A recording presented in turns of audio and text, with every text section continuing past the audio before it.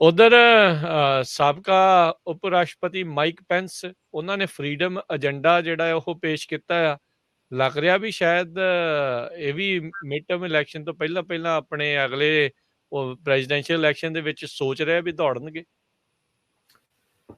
ਜੀ ਬਿਲਕੁਲ। ਸੋ freedom agenda platform, ਸੋ mic Pence ਚਲੋ ਪਤਾ ਹੀ ਹੈ ਸਾਰਿਆਂ ਨੂੰ, ਵਾਈਸ ਪ੍ਰੈਜ਼ੀਡੈਂਟ ਸੀਗੇ ਆਪਣੇ ਟਰੰਪ ਉਹਨਾਂ ਦੇ ਨਾਲ। ਤੇ ਉਹਨੇ ਕੀ ਕੀਤਾ ਕਿ ਫਰੀडम ਏਜੰਡਾ ਪਲੇਟਫਾਰਮ ਇੱਕ ਰਿਪਬਲਿਕਨਸ ਦੇ ਲਈ ਲੇ ਡਾਊਨ ਕੀਤਾ ਮਿਡ ਟਰਮ ਇਲੈਕਸ਼ਨ ਲਈ। ਸੋ ਇਹ ਪਲੇਟਫਾਰਮ ਬੇਸਿਕਲੀ ਕੀ ਹੈ ਕਿ ਇੱਕ ਫਰੇਮਵਰਕ ਆ ਕਿ ਰਿਪਬਲਿਕਨਸ ਨੂੰ ਲੋਕਾਂ ਦੀਆਂ ਕੀ ਮੰਗਾਂ ਹੈਗੀਆਂ, ਲੋਕੀ ਕੀ ਚਾਹੁੰਦੇ ਆ, ਤੇ ਜਿਹੜੀ ਤੁਹਾਡੀ ਫਿਰ ਜਦੋਂ ਤੁਸੀਂ ਆਪਣੇ ਆਪਣੇ ਪ੍ਰਚਾਰ ਕਰੋ 2024 ਦੀ ਇਲੈਕਸ਼ਨ ਲਈ, ਤੁਸੀਂ ਇਹਨਾਂ ਦੇ ਬੇਸ ਤੇ ਕਰੋ। ਸੋ ਸਾਰੀਆਂ ਉਹੀ ਬੇਸਿਕ ਜਿਹੜੀਆਂ ਰਿਪਬਲਿਕਨ ਗੋਲਸ ਜਿਹੜੇ ਹੈਗੇ ਆ, ਕਈ ਵਧੀਆ ਵੀ ਨੇ, ਕਈ ਚੀਜ਼ਾਂ ਮਾੜੀਆਂ ਵੀ ਆ। ਸੋ ਵਧੀਆ ਉਹ ਕਹਿੰਦਾ ਕਿ એનર્ਜੀ ਪ੍ਰੋਡਕਸ਼ਨ ਜਿਹੜੀ ਹੈਗੀ ਅਮਰੀਕਾ ਦੀ એનર્ਜੀ ਪ੍ਰੋਡਕਸ਼ਨ ਜਿਹੜੀ ਆ ਉਹ ਵਧਾਉਣੀ ਆ। ਸੋ ਦੇਖਦੇ ਆ ਹੁਣ ਕਿ ਕਿਸ ਚੀਜ਼ ਵੱਲ ਇਸ਼ਾਰਾ ਹੋ ਰਿਹਾ, ਆਇਲ ਵੱਲ ਇਸ਼ਾਰਾ ਹੋ ਰਿਹਾ, ਕੋਲ ਵੱਲ ਇਸ਼ਾਰਾ ਹੋ ਰਿਹਾ, ਕਿੱਦਾਂ ਹੈ ਨਾ। ਤੇ ਉਹਦੀਆਂ ਜਿਹੜੀਆਂ ਵੈਸਟ ਵਰਜੀਨੀਆ ਵਗੈਰਾ ਵੱਲ ਕਾਫੀ, ਤੁਹਾਨੂੰ ਪਤਾ ਹੀ ਆ, ਪੁਰਾਣੀ ਇੰਡਸਟਰੀ ਚੱਲਦੀ ਸੀ, ਕਾਫੀ ਵੋਟਸ ਜਿਹੜੀਆਂ ਰੂਰਲ ਅਮਰੀਕਾ ਦੀਆਂ ਕਾਫੀ ਵੋਟਸ ਉਹਨਾਂ ਹੈਗੀਆਂ। ਤੇ ਉਹਦੇ ਵਿੱਚ ਹੁਣ ਇਹਨਾਂ ਨੂੰ ਲੋੜ ਵੀ ਪੈ ਜਾਣੀ ਕਿਉਂਕਿ ਰਸ਼ੀਆ ਇਹਨਾਂ ਨੇ ਪੰਗਾ ਲਿਆ। So maybe it's a good thing. Tesla ਹੁਣ ਇਲਨ ਮਸਕ ਨੇ ਆਪ ਕਿਹਾ ਕਿ ਤੁਹਾਨੂੰ ਆਪਣੀ ਜਿਹੜੀ ਭਾਵੇਂ ਇਲੈਕਟ੍ਰਿਕ ਕਾਰਾਂ ਦਾ, ਉਹ ਕਹਿੰਦਾ ਕਿ ਜਿਹੜੀ ਇਲੈਕਟ੍ਰਿਕ ਕਾਰ ਜਿਹੜੀਆਂ ਹੈਗੀਆਂ ਉਹ ਜਿਹੜੀ એનર્ਜੀ ਕੰਜ਼ੰਪਸ਼ਨ ਹੈਗੀ ਯੂਐਸ ਦੀ ਉਹਨੂੰ ਮੀਟ ਨਹੀਂ ਕਰ ਸਕਦੀ। ਸੋ ਜਿਹੜੀ ਅਜੇ ਵੀ ਜਿਹੜੀ ਡਿਪੈਂਡੈਂਸ ਹੈਗੀ ਆ ਤੇਲ ਤੇ ਬਹੁਤ ਜ਼ਿਆਦਾ ਵਾ। ਤੇ ਆਪਾਂ ਦੇਖ ਹੀ ਰਹੇ ਹਾਂ ਸਾਰਾ ਜਿਹੜਾ ਇੰਪੈਕਟ ਗੈਸ ਪ੍ਰਾਈਸਿਸ ਦਾ, ਕਿੱਦਾਂ ਇਕੋਨਮੀ ਟਰੈਕਿੰਗ ਦੇ ਕਿੱਦਾਂ ਮਤਲਬ ਇਹ ਚੱਕਾ ਜਾਮ ਕਰ ਦੇਣ। ਇਹ ਮਤਲਬ ਪੁਰਾਣੀਆਂ ਜੇ ਦੇਖੋ, ਹੋਰ ਪਿੱਛੇ ਜਾਓ ਇਰਾਕ ਵਾਰ ਉਦੋਂ ਤੱਕ ਜਾਓ ਤਾਂ ਦੇਖ ਲਓ ਕਿ ਅਮਰੀਕਾ ਦੇ ਚੱਕੇ ਜਾਮ ਹੋਏ ਆ ਤੇਲ ਦੇ ਨਾਲ, ਬਿਲਕੁਲ ਮਤਲਬ ਕਿ ਲੜਨ ਮਰਨ ਤੇ ਕੰਟਰੀਆਂ ਉਤਰ ਜਾਂਦੀਆਂ। ਸੋ ਇੱਕ ਤਾਂ ਇਹਨਾਂ ਦਾ ਇਹ ਹੈ ਕਿ ਆਪਣੀ ਜਿਹੜੀ એનર્ਜੀ ਕੰਜ਼ੰਪਸ਼ਨ ਪ੍ਰੋਡਕਸ਼ਨ ਹੈਗੀ ਆ ਯੂਐਸ ਦੀ ਉਹ ਵਧਾਉਣੀ ਆ, ਟੈਕਸ ਕੱਟ ਕਰਨੇ ਆ। ਤੇ ਜਿਹੜੀਆਂ ਪੁਰਾਣੀਆਂ ਰੈਗੂਲੇਸ਼ਨਾਂ ਜਿਹੜੀਆਂ ਡੈਮੋਕ੍ਰੈਟਸ ਨੇ ਜ਼ਿਆਦਾ ਲਾਈਆਂ, ਰਿਪਬਲਿਕਨ ਕਹਿੰਦੇ ਕਿ ਰੈਗੂਲੇਸ਼ਨ ਘੱਟ ਹੋਣੀ ਚਾਹੀਦੀ, ਰੈਗੂਲੇਸ਼ਨ ਕਹਿੰਦੇ ਘੱਟ ਕਰਨੀ ਆ। ਤੇ ਇਹਦੇ ਨਾਲ ਉਹ ਕਹਿੰਦੇ ਕਿ ਜਿਹੜਾ ਟ੍ਰੇਡ ਤੇ ਇਮੀਗ੍ਰੇਸ਼ਨ ਆ ਉਹ ਜਿਹੜਾ ਮੇਨ ਪਾਰਟ ਆ ਇਹਦਾ ਜਿਹੜਾ ਰਿਪਬਲਿਕਨ ਪਲੇਟਫਾਰਮ ਦਾ। ਸੋ ਇਹਦੇ ਨਾਲ ਬਾਕੀ ਫਿਰ ਥੋੜ੍ਹੀਆਂ ਜਿਹੀਆਂ ਉਹ ਕਲਚਰਲ ਵੱਲ ਵੀ ਚੀਜ਼ਾਂ ਲੈ ਗਏ ਕਿ ਜਿੱਦਾਂ LGBTQ ਇੱਦਾਂ ਦਾ ਆਪਣਾ ਕਾਫੀ ਜਿਹੜਾ ਆਪਾਂ ਦੇਖਿਆ ਕਿ ਡਿਬੇਟ ਜਿਹੜੇ ਨਾਰਮਲੀ ਚੱਲਦੇ ਰਹਿੰਦੇ ਆ। ਸੋ ਹੁਣ ਐਡੇ ਵੱਡੇ ਲੈਵਲ ਤੇ ਗੱਲ ਪਹੁੰਚ ਗਈ ਕਿ ਉਹਦੇ ਏਜੰਡੇ ਦੇ ਵਿੱਚ ਉਹਨੇ ਇਹ ਲਿਖਿਆ ਕਿ ਜਿਹੜਾ ਸਪੋਰਟਸ ਦੇ ਜਿਹੜੇ ਕੰਪੀਟੀਸ਼ਨ ਆ ਉਹ ਇੱਕ ਆਪਣੇ ਜੈਂਡਰ ਬੇਸਡ ਹੀ ਹੋਣੇ ਚਾਹੀਦੇ ਆ, ਕਿ ਫੀਮੇਲ ਦਾ ਫੀਮੇਲ ਨਾਲ, ਗੋਡ ਗਿਵਨ ਜੈਂਡਰਸ ਨਾਲ। ਜਿੱਦਾਂ ਆਪਾਂ ਸੁਣਿਆ ਸੀਗਾ ਕਿ ਕਈ ਵਾਰੀ ਉਹ ਕਹਿੰਦੇ ਕਿ ਜੈਂਡਰ ਜਿਹੜੇ ਚੇਂਜ ਕਰਾ ਲੈਂਦੇ ਆ ਕਿ ਮੁੰਡਾ ਫੀਮੇਲ ਬਣ ਗਿਆ, ਇਹ ਵੀ ਹੁਣ ਫੀਮੇਲ ਕੈਟਾਗਰੀ ਦੇ ਵਿੱਚ ਕੰਪੀਟ ਕਰ ਸਕਦਾ।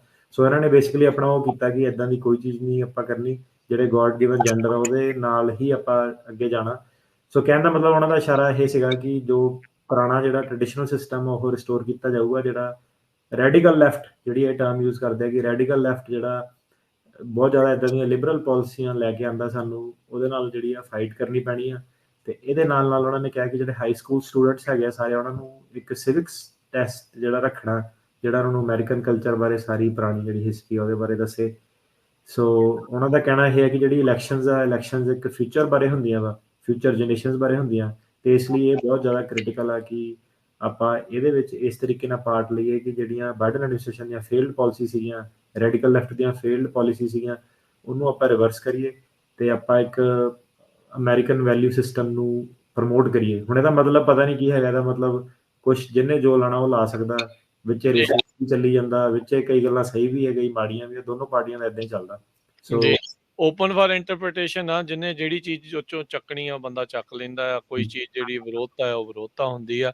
ਸੋ ਇਹ ਵੈਸੇ ਦਿਲਚਸਪ ਗੱਲ ਜਿਹੜੀ ਹੋਊਗੀ ਅਟਾਰਨੀ ਟਿਰਕੈਨਾ ਜੀ ਵੀ, ਜੇ ਉਪ ਰਾਸ਼ਟਰਪਤੀ ਤੇ ਉਧਰ ਸਾਬਕਾ ਰਾਸ਼ਟਰਪਤੀ ਟਰੰਪ ਆ, ਉਹ ਜੇ ਵਾਕਿਆ ਹੀ ਇਸ ਮੈਦਾਨ ਦੇ ਵਿੱਚ ਕੁੱਦਦੇ ਨੇ ਰਿਪਬਲਿਕਨ ਕੈਂਡੀਡੇਸੀ ਜਿਹੜੀ ਆ ਉਹ ਲੈਣ ਦੇ ਲਈ, ਉਹ ਰੋਚਕ ਜਿਹੜੀਆਂ ਚੀਜ਼ਾਂ ਉਹ ਦੇਖਣ ਨੂੰ ਮਿਲ ਸਕਦੀਆਂ ਆ। ਪਰ ਦੇਖੋ ਆਪਸੀ ਸਮਝੌਤੇ ਵੀ ਜਿਹੜੇ ਆ ਉਹ ਹੋ ਜਾਂਦੇ ਆ ਇਸ ਤੋਂ ਪਹਿਲਾਂ ਵੀ ਉਹਨਾਂ ਨੇ ਅਨਾਊਂਸ ਕਰਨਾ ਆ।